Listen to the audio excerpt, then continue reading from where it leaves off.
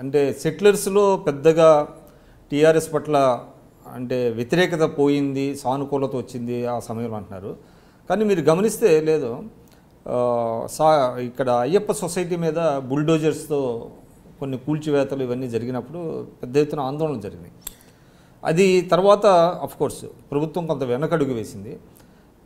ఆ సమయంలో ఏదన్నా ఈ సెటిలర్స్లో మీ బోటి వాళ్ళు ఎవరన్నా వెళ్ళి నెగోషియేట్ చేసి అట్లాంటివి ఏమైనా జరిగిందా? అటువంటిది ఏం లేదండి. ఒక అయ్యప్ప సొసైటీ అనే కాదు, అప్పుడు స్టాండ్ ఏంటంటే గవర్నమెంట్ స్టాండు ఎక్కడైతే అనాథరైజ్డ్ కన్స్ట్రక్షన్స్ ఉన్నాయో వాటన్నిటిని ఒక స్ట్రీమ్ లైన్ చేయాలి అనేది వాళ్ళు ఆలోచన చేసినప్పుడు అయ్యప్ప సొసైటీ అనేది ఆ గురుకుల్ ట్రస్ట్ ల్యాండ్స్ అవి ఉండటంతో అక్కడ కొంత డిస్ప్యూట్ అనేది ఉందండి. అప్పటి నుంచి అక్కడ ఏదో ఒక 2-3 బిల్డింగ్లు డ్యామేజ్ చేసిన మాట వాస్తవమే, కానీ అది పర్టికులర్గా ఒక సెటిలర్స్దనో ఆంధ్ర వాళ్ళదని కాదు. అక్కడ ఇక్కడ లోకల్స్ ఉన్నారు, ఇక్కడ ఉన్న వాళ్ళ బిల్డింగ్లు కూడా ఆ రోజు చేయటం జరిగిందండి. కాకపోతే అది ఒక రకమైన అట్లా ఒక రకమైన డిస్కషన్ జరిగింది, కానీ బట్ వాస్తవం అది కాదండి. ఓకే, మీరు అన్నట్టు అక్కడ ఆంధ్ర వాళ్ళ బిల్డింగ్లు ఉన్నాయి, వాళ్ళతో పాటు ఇక్కడ మన లోకల్ తెలంగాణ వాళ్ళ బిల్డింగ్స్ కూడా చాలా కొట్టారండి. అప్పుడు ఏదైతే ఈ అనాథరైజ్డ్ దాని అనేది అనాథరైజ్డ్ అని స్టార్ట్ చేశారు. అవును, చేసి 1-2 బిల్డింగ్స్ పడగొట్టారు, తర్వాత మళ్ళీ ఆపేశారు సబ్సిక్వెంట్గా. అవును, అంటే నేనేది ఈ విషయంలో ఎవరన్నా కొంతమంది పెద్దలు ఏమైనా జోక్యం చేసుకొని ఇటువంటి పనులు చేస్తే జీహెచ్ఎంసీ ఎలక్షన్స్లో మీకు దెబ్బ తగులుతుంది కాబట్టి మీరు నిలుపుదల చేయాలి అనేటువంటిది తీసుకెళ్లారనేది ఒక టాక్ ఉంది. లేదు, అటువంటిది ఏం లేదండి, అటువంటిది ఏం లేదు. అంటే ప్రభుత్వమే ఒక చిన్న కాషన్ ఇచ్చి వదిలింది తప్పితే అది మీరు జాగ్రత్తగా ఉండండి, ఎప్పుడైనా అనాథరైజ్డ్ కన్స్ట్రక్షన్ జరిగితే ఇదే ఇలాగే ఉంటుంది, ఎవరికైనా ఏదో ఒక వర్గం ఒక ప్రాంతం అనే కాదు, ఎవరికైనా ఇదేనైనా ఒక కాషన్ చేయటమే, కానీ దాని మీద ఏదో నెగోషియేషన్ జరిగిపోయినాయి అనో లేకపోతే ఎవరు వెళ్ళి మాట్లాడారని ఇంకేదో జరిగిందనేది.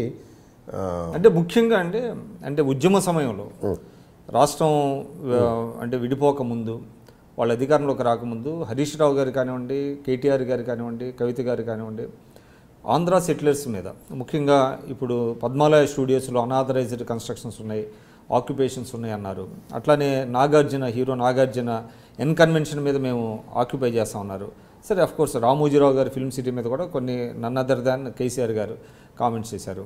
రాఘవేంద్రరావు గారి సినీ మ్యాక్స్ మీద కూడా కేసులు వేస్తున్నాం అని చెప్పి హరీష్ రావు గారు చెప్పారు. బట్ వన్స్ ప్రభుత్వం రాగానే ఇవన్నీ ఆగిపోవటం వల్ల అంటే ఒక రకంగా సెటిలర్స్ని అప్పీజ్ చేయడానికి, సెటిలర్స్ని ఆకట్టుకోవడానికి ఇటువంటి పనులు చేసినప్పటికీ కూడా ఎవరైతే ఇక్కడ ఉద్యమకారులు ఉన్నారో లేకపోతే తెలంగాణ వాళ్ళు ఉన్నారో వాళ్ళందరినీ దూరం చేసుకుంటున్నది టీఆర్ఎస్, దాని మీద చాలా వ్యతిరేకత ఏర్పడుతున్నది ప్రభుత్వానికి అనేటువంటిది ఉన్నదండి. దానికి మీరు సమాధానం ఏం చెప్తారు? అది కరెక్ట్ కాదండి. నేను చెప్పి ఇందాకే మీకు ఉద్యమం జరిగినప్పుడు ఉద్యమం పందాలో టీఆర్ఎస్ పార్టీ ఉద్యమం పందానే నడిపిన మాట వాస్తవం. ఆ రోజు ఎవరెవరైతే వాళ్ళకి అడ్డం పడుతున్నారో, అంటే ఏదో మీరు అన్నట్టు ఇందాక కొన్ని పేర్లు చెప్పారు, వాళ్ళనే కాదు ఎవరెవరు అడ్డం పడుతున్నారో వాళ్ళ మీద అంతా ఏదో ఎలిగేషన్ చేయటం, లేకుంటే ఉద్యమం ఎలా అవుతుందండి అసలు చెప్పండి? ఉద్యమం ఎలా సెంటిమెంట్ రెచ్చగొట్టాలంటారా? అంతే కదా, లేకపోతే ఉద్యమానికి ఊపు ఎక్కడి నుంచి వస్తుంది? అయిపోయినాక వన్స్ గవర్నమెంట్ ఫామ్ అయినాక చాలా క్లియర్గా చెప్పారు కేసీఆర్ గారు, ఉన్నాళ్ళంతా మా మనుషులే, అందరూ మనం అన్నదమ్ములమే, తెలంగాణలో నివసించే ప్రతి బిడ్డ తెలంగాణ వాడే, కాబట్టి ఎవరికి ఏ ఇబ్బంది వచ్చినా మాకు ఇబ్బంది వచ్చినట్టే అనేది ఆ రోజు చెప్పారు. అదే పందాలో ముందుకెళ్ళారు తప్పితే అక్కడ ఏదో ఒక వర్గం అనో, ఒక గ్రూప్ అనో, ఒక ప్రాంతం అనో, లేకపోతే ఆంధ్ర వాళ్ళనో, లేకపోతే ఇంకొక రాష్ట్రం వాళ్ళు అనేది కాదండి అక్కడ ఇష్యూ. అంటే మీరు చెప్తున్నారు అంటే అనేక దశాబ్దాలుగా ఇక్కడ ఎవరైతే సెటిలర్స్ లాగా వచ్చి సెటిలర్ అనే పదం వాడద్దనేటువంటిది కూడా అంటున్నారు. సరే, ఏదేమైనా కూడా అది కొలోక్యువల్గా వచ్చింది కాబట్టి మనం సెటిలర్స్ అంటున్నాం.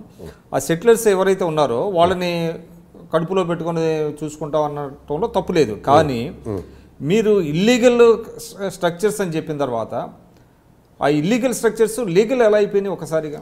అంటే ఇప్పుడు సార్ గవర్నమెంట్లోకి వచ్చినాక, ఇప్పుడు గవర్నమెంట్లో లేకుండా బయట ఉండి మాట్లాడతాం వేరు, రియల్గా గవర్నమెంట్లోకి వెళ్ళినాక వాస్తవాలు తెలుసుకుని మాట్లాడతాం వేరు. ఇప్పుడు సినిమాక్స్ ఉంది సార్, దానికి పర్మిషన్స్ ఎలా వచ్చినాయి, అసలు దాని హిస్టరీ ఏంటనేది గవర్నమెంట్కి వెళ్ళినాక ఫైల్ చూస్తే మొత్తం అర్థమైపోతుంది. అంటే కేసులు కూడా వేశారు కదండి. ఎవరు వేశారు కేసులు? హరీష్ రావు గారు వేశారు కదా. అదే సార్, వేసి ఉండొచ్చు కేసులు. ఇప్పుడు నాకు కూడా కొంత సబ్జెక్ట్ తెలిసింది సార్, దాని మీద ఒక కేసు వేస్తా. దాని మీద పూర్తిగా అవగాహన వచ్చినాక ఓహో ఇది ఇలా ఇలా విత్డ్రా చేసుకుంటారా? ఎస్ ఉండొచ్చుగా కాకూడదని ఏముంది.